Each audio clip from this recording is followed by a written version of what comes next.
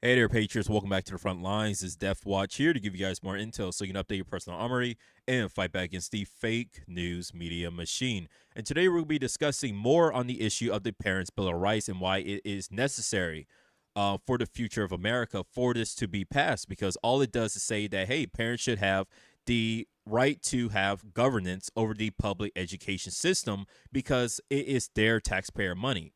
Okay, that is being used to fuel the salaries of these school board members, right? We vote for these, right? For people who don't know, in local elections, you vote for your school board members, right? You vote for your the head of these counties, right? To then dictate what exactly is going to go on in these public education systems, right? Your taxpayer dollars go to fund the salaries of these teachers, these teacher aides, these substitute teachers. So there is no reason why you shouldn't have a say so or be able to scrutinize exactly what these people are trying to teach your children because they are the federal government, right? They are employees of the federal government, and you, the private citizen, are allowing your children to be taught by these individuals. So you should have a say so in exactly what is going on in these schools, right? As simple as that.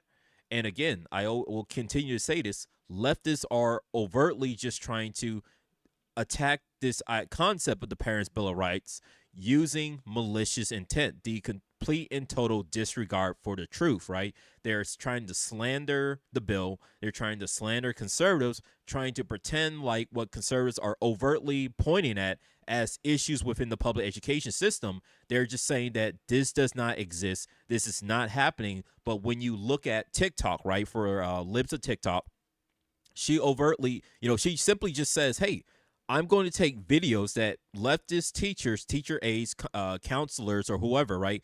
They are openly admitting online in these apps, right? These social media apps, and they are saying overtly that, hey, we are infiltrating schools to teach kids these types of materials. And yes, we are openly telling them that, hey, they should not discuss this with their parents, right? Again, I'm going to constantly reference this every time we talk about schools, right? The trans school conspiracy exposed. Midwest teachers trade tips on subversively and quietly transitioning kids without telling their parents, right? The Parents' Bill of Rights overtly says that, hey, the bill introduced by Rep. Julia Letwell requires schools to notify parents that they have the right to review the curriculum and school budget, inspect books and other library materials, and receive information about any violent activity in the school. We're going to be talking about the violent activity in school because this was a story happened back in 2021 when this Virginia dad was arrested at a school board meeting because he figured out that his daughter was sexually assaulted by another student who entered the female school bathroom, assaulted his daughter, and it turned out that that student was already expelled from one school because they did the exact same thing to another female student, right? And the school board tried to hide the information from the parent. Disgusting.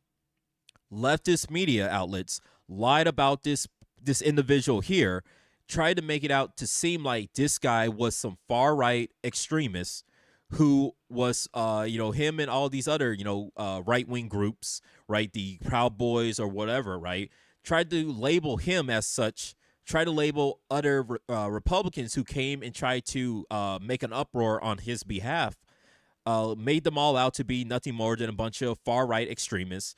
But when you look at the actual the actual case, why this parent was so upset was because his daughter was assaulted in a school bathroom by a biological male student who was going by different pronouns and assaulted his daughter in a school bathroom and was expelled from a previous school by doing the exact same thing. The school board, who was in charge of the whole county, hid the fact that this individual was doing such a thing and tried to hide the fact from this parent. So if you're a leftist with a child and you figure out that, hey, my child was assaulted at a school by it, doesn't matter what type of assault it was, but your child was assaulted and the school board hid it from you, right? Not only did the principal, not only did the faculty and staff at the school that your child attends hid the fact from you, but then the school board committee, who's in charge of the entire county, also is hiding the information from you. What will be your reaction to that? A lot of leftists, I know for a fact, would be upset that their child has been assaulted in a school, right? So for left-wing media to come out and pretend that this did not happen, to not cover this story, to not sit here and say, okay, we don't agree with conservatives, but this issue is disgusting and that this school board committee should be held accountable for this bullcrap, right? This is disgusting behavior on behalf of the school board, and no child should be assaulted in a school environment and have the faculty, the staff, and the school board in charge of the county they shouldn't be hiding this information from people. That is disgusting behavior. Did the leftists come out and say that? No. They attacked the parents. They attacked this guy. They labeled them all as far-right extremists and tossed this story in the garbage. That's disgusting behavior, and leftists are acting with malicious intent. The total disregard of the truth because they hate conservatives. They will do whatever it takes to label these conservatives as nothing more as the domestic terrorists, dreads, or because they keep trying to allude that, hey, these people are all a bunch of far right extremists. It's simple as that. So Virginia Governor Glenn Youngkin has officially pardoned Loudoun County father Scott Smith, who was prosecuted and faced a criminal conviction after he stood up for his daughter at a 2021 school board meeting following a sexual assault and subsequent cover-up in the school district. Okay, so here's the actual video from Fox News Sunday. I want to ask you about one of these parents who's made headlines because a lot of people will remember this case, this showdown in Loudoun County, which is outside D.C. here. He had a daughter who'd been sexually assaulted. He went to a school board. He was demanding information, trying to get answers. It got pretty heated at one point, and he actually got arrested. His name is Scott Smith. He expressed frustration this summer when he found out he Right. So I'm gonna pause it right here. Go skip this because he does get in like kind of like scuffle with these police officers, and YouTube is kind of weird about this, right? They're kind of weird on like violence because they'll be like, oh, well, we're going to age restrict your content because people are having a ruffling and tussling and stuff like that. I'm like, okay, sure, whatever. I'm just going to skip that part. We are in contact with him. And in fact, I spoke with Mr. Smith on Friday, and I had the privilege of telling Mr. Smith that I would pardon him.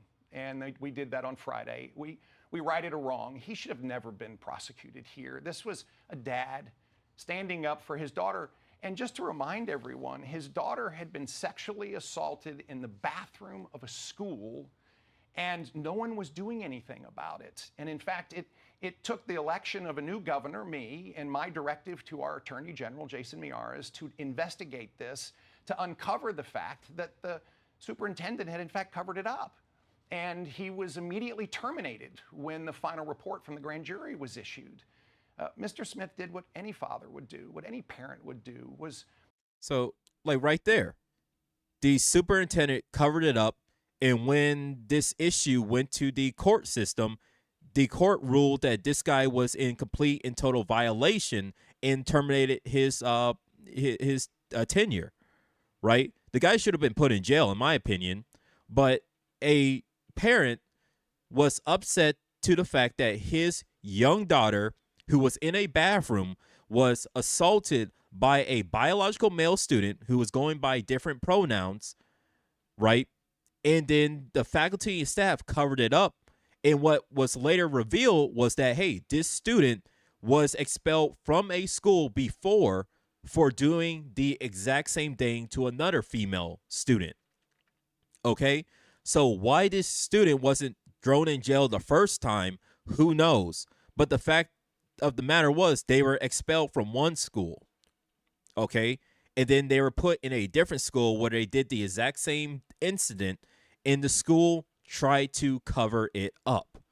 And this parent goes to the school board demanding answers, trying to figure out why exactly, right? Because he had to, in some way, I'm not going to say he interrogated, but he realized that his daughter was depressed. His daughter was acting very differently, and he had to constantly try to figure out what is going on with my daughter. He kept trying to ask her over and over and over, like, hey, why are you upset? What's going on here? Right? For her to eventually admit to him that this had happened. And after that, he tried to go to the school board committee to try to figure out answers as to what is going on here.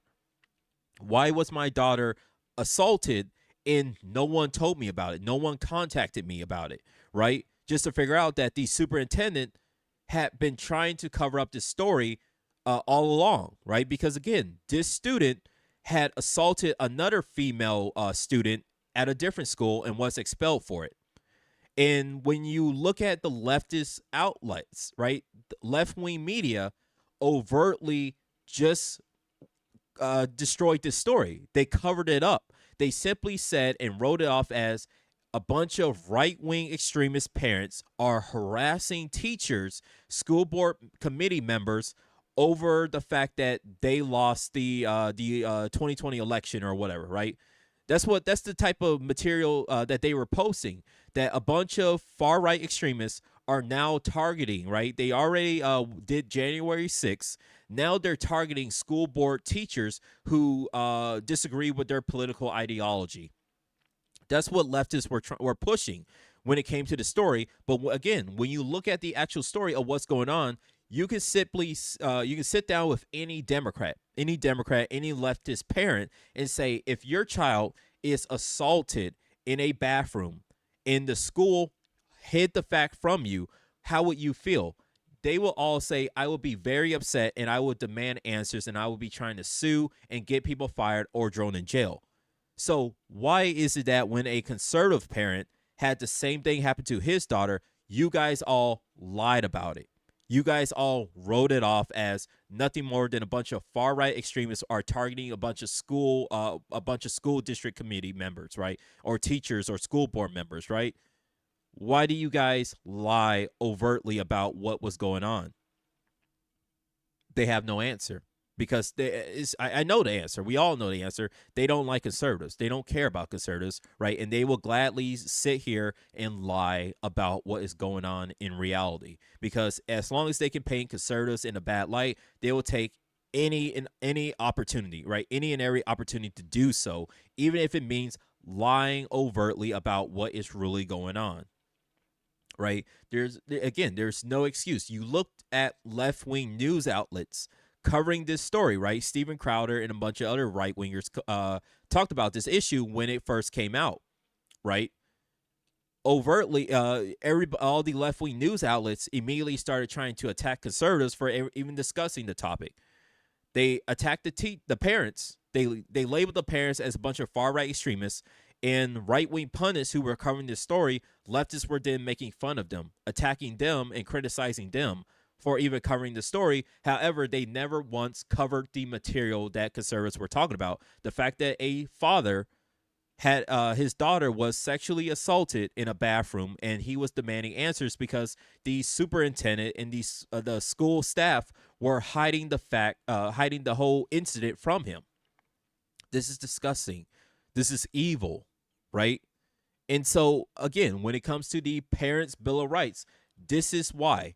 This is what is fueling conservatives for wanting to pass this bill, and they should pass this bill, right? And for Democrats to overtly, left-wing news outlets to overtly lie about what this bill is, lie about the intentions of conservatives as to why they're passing this bill and why this is necessary, or what led up to the passing of this bill, it's just malicious intent. They're overtly lying in subverting the truth to their leftist viewers to keep them in the dark about all this crap, right? Because if you brought any of these incidents to a Democrat, right, and just told them about these stories and showed them the materials, showed them the videos, they will all sit down and say, if this was my kid, I will be highly upset. I will want people fired. I will want people sued and thrown in jail. Right? So all these left-wing news outlets who are overtly just lying about these stories, they are doing this with evil intentions, with malicious intention, and there's absolutely no excuse for them to be doing so. They just simply are like, hey, We don't like conservatives. Any opportunity we can get to frame them in a bad light, we will take it, even if it means overtly lying about what exactly conservatives are talking about. And that's what we're dealing with now today in America. And it's disgusting, right? This goes against everything that is truth and liberty, right? And this is why I oppose it. And this is why I'm saying conservatives need to pass this Parent Bill of Rights. Okay. So when it comes down to all these types of issues, again, this is not hatred towards anybody. This is not me saying anything negative about anybody because of they disagree with me on ideology, things like that, right? This is simply calling out bad faith actors and clear cut lying, cheating, and stealing, right? When it comes to talking about these issues, right? Because hey, there's again, you look at the evidence, that conservatives are putting forth. It's clear cut, simple, easy to digest, and it's easy to sit here and say, oh yeah, I'm totally against that. I see why people will be against this. I know exactly if I was in this situation, if I had children of my own and my children was in this type of situation, I will be furious. I will be demanding answers. I will be looking for people to be arrested, thrown in jail, or fired for this type of for doing this type of things, right? It's simple as that. There's no reason why leftists are overtly lying about this. There's no reason why left wing publications are not covering these stories and not trying to give people an accurate, giving people accurate, uh, information about what is going on. They're just overtly lying. It's bad faith. It's evil, and we need to stand up against this, right? In order for our existence, right, our existence in America, to continue, we need to call this out and do away with these types of evilness that is going on. We need to call them out and make sure people are aware that these people are in fact doing things with malicious and evil intentions. Okay. And like always, stay safe, stay sane, be vigilant, like, share, subscribe, and I'll see you, Patriots, on the battlefield.